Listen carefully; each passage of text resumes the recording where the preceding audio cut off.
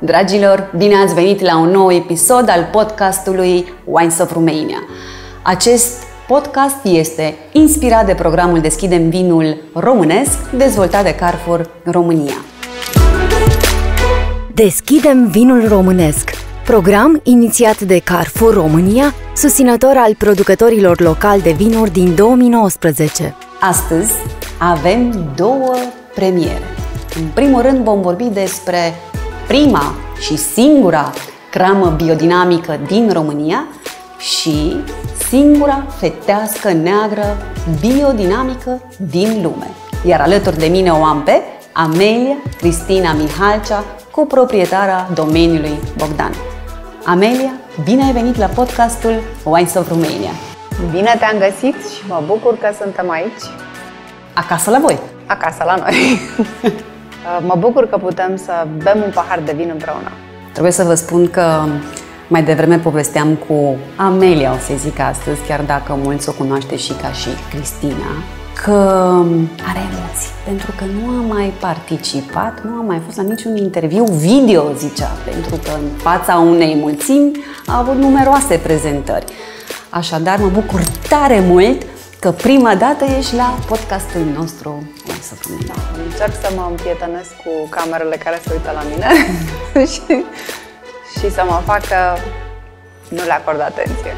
Foarte bine. Și eu cred că vinul din fața noastră, feteasca neagră, singura fetească neagră biodinamică din lume, o să ne fie de ajutor. Hai să începem cu începutul, zic eu. Sănătate și noroc. Așa să fie. Domeniul Bogdan, de ce Bogdan? Pentru că pe soțul meu îl cheamă Bogdan. Până la urmă, domeniul Mihalcea suna cumva altfel decât ne-am fi dorit noi să sune și ni s-a părut că cel mai potrivit e domeniul Bogdan. Cine alege vinul la voi în familie? Depinde. De multe ori alege Bogdan, dar alte ori aleg eu. Depinde. Când alegi tu? Când eu am chef de un anumit vin, îl aleg eu și zic că astăzi bem ăsta. Ce vin bea Amelia? Îmi place foarte mult fetească neagră, este preferatul meu din tot ce avem noi roșu, dar îmi place și tămâioasă românească, foarte mult. Vinificat în sec este minunat. Și când nu bei vinuri de la domeniul Bogdan? Că mai beau și altfel de vinuri ca să văd alții cum fac, dacă îmi plac vinurile și îmi plac românești sau străine? Și românești și străine, da. Da, mă bem și alte vinuri pentru că trebuie să-ți deschizi, cum să zic, orizontul spre ce fac alții, spre alte gusturi, alte note, alte stiluri, trebuie să fii tot timpul deschis, să știi ce fac și alții. Vinuri din Portugalia? Sunt multe vinuri foarte bune în Portugalia. Și nu pot să nu te întreb de ce o cramă în România și una în Portugalia. Cel puțin ca brand de țară s-ar putea să aibă mai multe aturi Portugalia decât România. E adevărat că Portugalia are un brand de țară mult mai bun în lumea vinului, dar acolo am fost și am studiat ce fac portughezii în ce privește vinul. Am studiat și am venit acasă cu know-how, pentru că acasă e acasă. Aici avem rădăcinile și aici vrem să dovedim că putem face un vin românesc de excepție. Te întâlnești cu o prietenă din Portugalia care nu a fost niciodată în România și îi oferi spre degustare pătrarul vostru, care este un vin foarte lăudat și apreciat la nivel internațional. Cum îl comunici tu vinul respectiv? Ce îi spui? Ce are deosebit vinul vostru? Care este un vin românesc? Pătrar. Aș recomanda pătrar, că este un vin biodinamic. Biodinamic înseamnă că păstrează în cea mai mare măsură caracteristicile teroarului românesc pe care a crescut strugurile respectiv. Aș recomanda pătrar fetească neagră, este favoritul meu. Pentru mine este cel mai bun. În lume există între 700-800 de crame de producători maxim atunci când vine vorba de agricultură biodinamică în lumea vinului. Iar voi sunteți singura cramă din România care are vinuri biodinamice. De ce vinuri biodinamice? De ce cramă cu agricultură biodinamică și nu una convențională sau doar bio? A fost o decizie pe care am luat-o acum 12 ani când am plantat vița de vie. În filozofia noastră de viață este să mâncăm natural, să trăim natural, să trăim cât mai aproape în natură. Așa ne-am crescut și copiii de altfel, să aprecieze natura și naturalețea. Și nici nu am fi putut face un alt tip de agricultură decât acesta. Am întâlnit un consultant italian odată, la un târg, care ne-a povestit despre biodinamică și care ne-a fascinat. Și am zis, noi asta trebuie să facem. Și asta am făcut. Deși ni s-a spus la vremea aceea că o să pierdem, că o să fie rău, că nu se știe ce e asta, ce povești mai sunt și astea. Adică era așa. Și totuși nu ne-am răzgândit și am mers pe ideea asta. Am simțit că lumea poate va merge în direcția asta pentru că așa am simțit noi. Nici nu puteam face altfel. Foarte pe scurt, care este diferența între vinurile biodinamice și vinurile convenționale? În primul rând, vinul biodinamic îl obții din struguri biodinamici. Struguri cultivați pe principiile agriculturii biodinamice. Vinul clasic, convențional, este făcut din struguri cultivați convențional. Ceea ce înseamnă e o diferență majoră între aceste două moduri de a cultiva struguri. Noi, în biodinamică, avem o atenție sporită, maximă atenție, dacă aș putea spune, față de fertilitatea naturală a solului. Părerea mea este, și nu numai a mea, este că din agricultura biodinamică obții cea mai bună calitate de struguri. Adică pentru că este total natural întregul proces. Vinul, ca urmare, vinul biodinamic va fi o expresie cât mai reală și mai pură a teroarului, pentru că nu s-a intervenit nicicum. Noi nu folosim drojdii selecționate, spre exemplu. Folosim doar drojdile care se găsesc în mod natural pe struguri. Am putea să spunem că una dintre diferențele majore între vinurile convenționale și vinurile biodinamice este faptul că cele biodinamice sunt mai expresive. Un vin biodinamic dintr-o anumită regiune, să zicem din Dobrogea, nu va semăna niciodată cu un vin biodinamic chiar dintr-o altă regiune. Pentru că solurile diferă și nu numai solul, este întregul complex de condiții climatice, sol, climă, tot. Aer, apropiere de mare, este un întreg complex de condiții care definește teroarul. De aici, unicitatea unui vin biodinamic dintr-o anumită zonă. Mai multă fidelitate acordată teroarului. Absolut, absolut. Și nu numai. Întregului proces de cultivare a strugurilor. Întregul proces beneficiază de o atenție foarte, foarte sporită.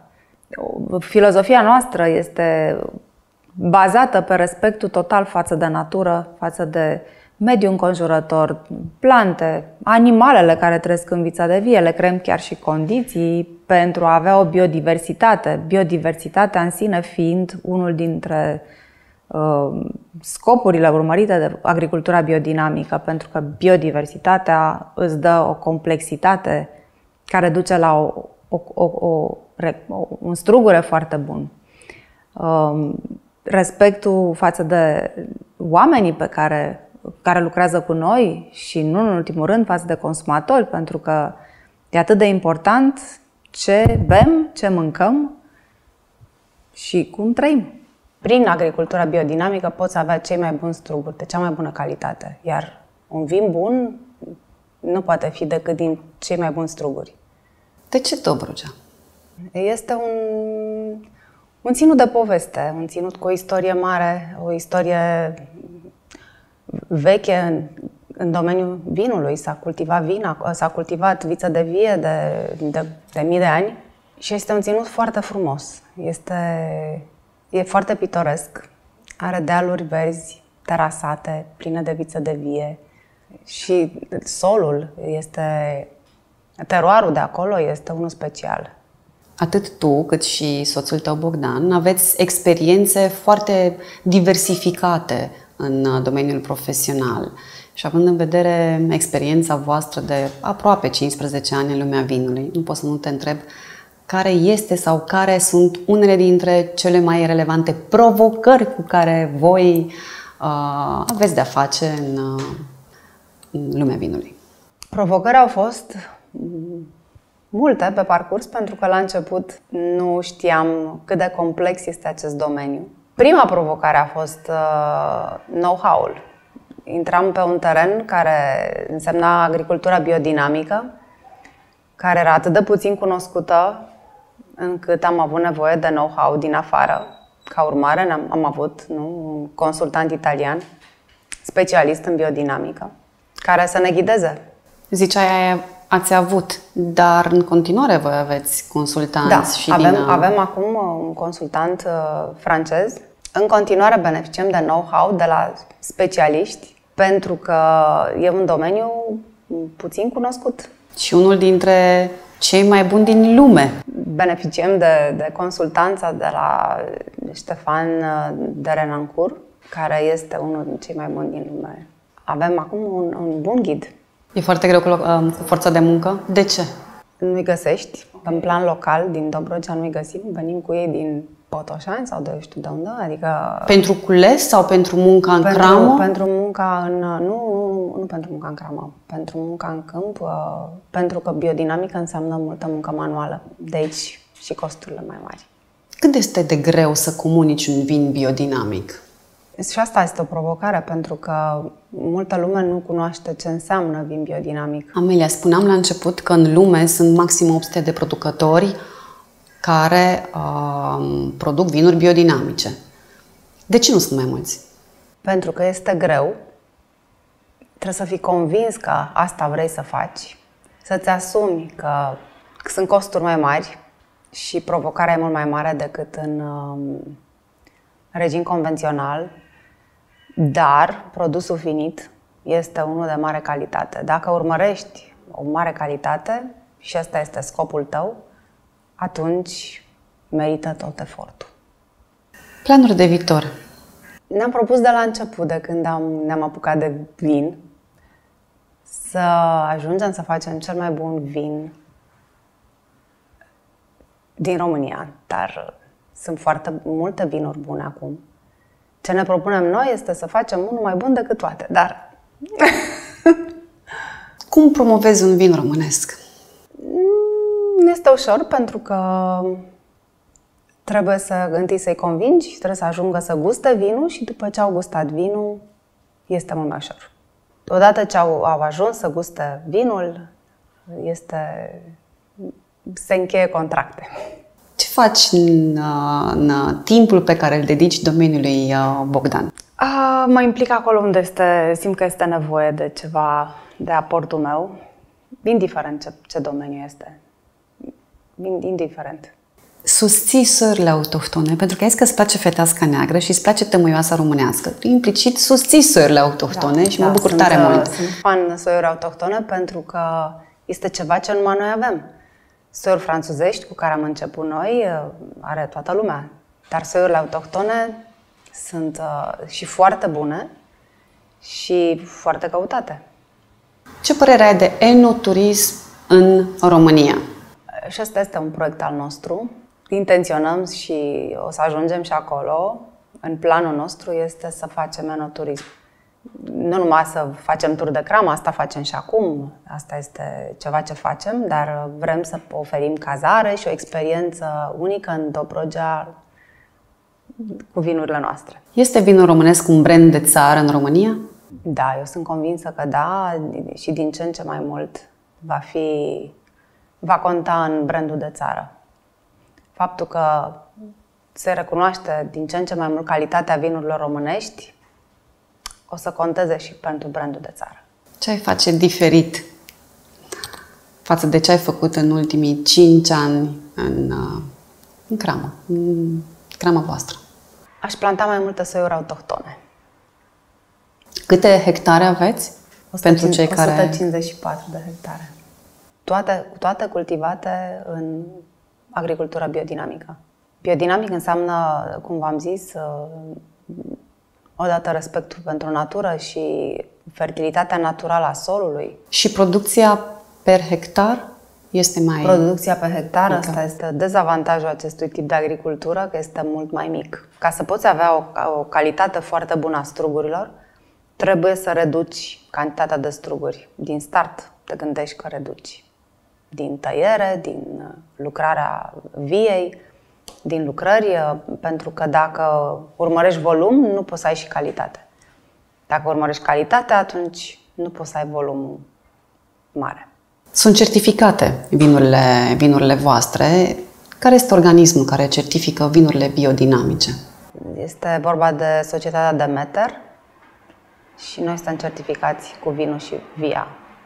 Crezi că o să mai apară producători în România pe zona de biodinamică? Eu cred că da. De ce? Eu cred că deja este un trend ca lumea să se orienteze spre natural și sănătos. Atâta timp cât bem un vin, înseamnă că contează să fie și curat. Și poate că sunt și alți oameni care doresc să intre pe această nișă de vinuri curate, care vinul este un aliment fermentat până la urmă, nu? Deci contează foarte mult ce bem, ce mâncăm. 3 valori care descriu domeniul, Bogdan. Respect pentru natură, calitatea vinului și sinceritatea oamenilor. Și a publicului consumator până la urmă, pentru că și ei apreciază calitatea și acești oameni care apreciază așa ceva, sunt convinsă că sunt de o anumită factură, de o anumită calitate umană, verticalitate. Soțul și soția Mihalcea. Care sunt avantajele și dezavantajele unui business de familie în lumea vinului? Avantajele și dezavantajele în același timp. Vorbim tot timpul despre vin. E de bine, e de rău. Dacă sunt probleme, tot de vin vorbim. Asta este. Avem vinul cu noi acasă. Primele plantări le-ați avut în 2011, am reținut bine. Și nu este de foarte mult timp. Până la urmă, mai ales în lumea vinului, unde ai o singură șansă pe an, în România, sau cel puțin în zona în care ne aflăm noi, motiv pentru care cumva putem să spunem că este încă foarte tânăr businessul vostru. Da, suntem încă la început. Cum s-a schimbat relația voastră, și mă refer aici la familia voastră, față de vin, înainte și după investiția sau activitatea voastră în lumea vinului? De când avem vița de vie de care ne ocupăm, suntem preocupați să aflăm tot mai multe lucruri despre industria asta din alte părți. Și mergem să vizităm diverse crame, diverse locuri din lume, ceea ce e o parte foarte plăcută. Venim cu know-how și încercăm să aplicăm. Deci s-au schimbat destinațiile atunci când vine vorba de vacanțe. Corect, absolut corect. Da, avem în vedere acest aspect. Te bucuri la fel de un pahar de vin sau începeți să-l povestiți, să-l analizați, să faceți comparații cu vinurile voastre sau... Da, analizăm și încercăm să fim foarte obiectivi, să descoperim și alte vinuri, bineînțeles, să le comparăm cu ale noastre, da, corect. Poate cunoști un pic mai puțin programul Deschidem Vinurile Românesc, dar sunt curioasă așa, din afară, ca și consumator, nu doar ca și producător. Cum ți se pare programul național Deschidem Vinul Românesc? Mi se pare o inițiativă absolut minunată pentru promovarea vinului românesc, care merită promovat și merită promovat prin orice canale există disponibile, iar această inițiativă este minunată. Mulțumită vouă, mulți iubitori de vinuri au descoperit lumea agriculturii biodinamice, a vinurilor biodinamice, pentru că Magna Luna, fetească neagră, este singura fetească neagră, singurul vin biodinamic din programul Deschidem Vinul Românesc și foarte mulți consumatori sau iubitori de vinuri au fost curioși ce înseamnă, care este diferența între un vin biodinamic și un vin bio. Așa că cumva îndrăznesc să spun că ați contribuit și contribuiți foarte mult și la educația consumatorului și la cultura general, de ce nu a fiecăruia dintre noi, dintre consumatori și, cum spunea de câteva ori mai devreme, până la urmă este și o conștientizare și o atenție majoră la ceea ce mâncăm, la ceea ce consumăm, dar mai ales la mediul înconjurător, la natură, care este gazda noastră pe perioada în care noi trăim, să zic așa. Și atunci învățăm mai mult să o respectăm. Mă bucur de cuvintele de laudă pe care le-ai adus programului și programul se laudă cu voi, pentru că sunt 4 vinuri în programul Deschidem Vinul Românesc, Ecou, alb, roșu și roze, printre primele vinuri care au intrat în programul Deschidem Vinul Românesc, cel puțin în aceeași lună, dacă nu chiar la începuturi. Și sunt sigură că nu se va opri aici, din punct de vedere atât a prezenței voastre, cât și a susținerii. Că până la urmă susțineți soiuri autohtone și succesul vinului românesc, atât în România, cât și în afară. Spunea mai devreme Milanu că ați fost atât de lăudați și de apreciați, atât pentru feteasca neagră, Magda Luna, care a fost degustată la Milano Wine Week, nu știu dacă îți mai aduce aminte, anul trecut, cât și la ora actuală câte soiuri autohtone aveți? Avem vinuri din soiurile albe, tămâioasa românească, și din soiurile roșii, feteasca neagră. Dar am plantat, sunt plantate anul ăsta, deci mai durează până când le vom avea în vin.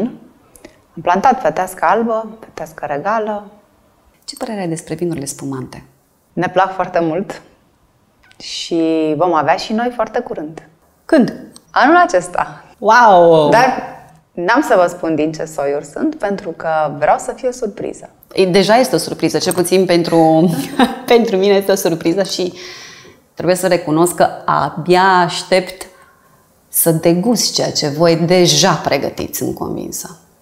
Eu cred că le-am împărtășit celor care ne urmăresc, care ne ascultă, suficiente detalii și informații sau mici curiozități, astfel încât să fie pe fază și să urmărească ceea ce faceți și ceea ce veți face în materie de vin în România. În primul rând pentru că faceți foarte bine din toate punctele de vedere și pe urmă abia aștept zona de enoturism, de care ziceai așa mai în șoaptea, mai timid.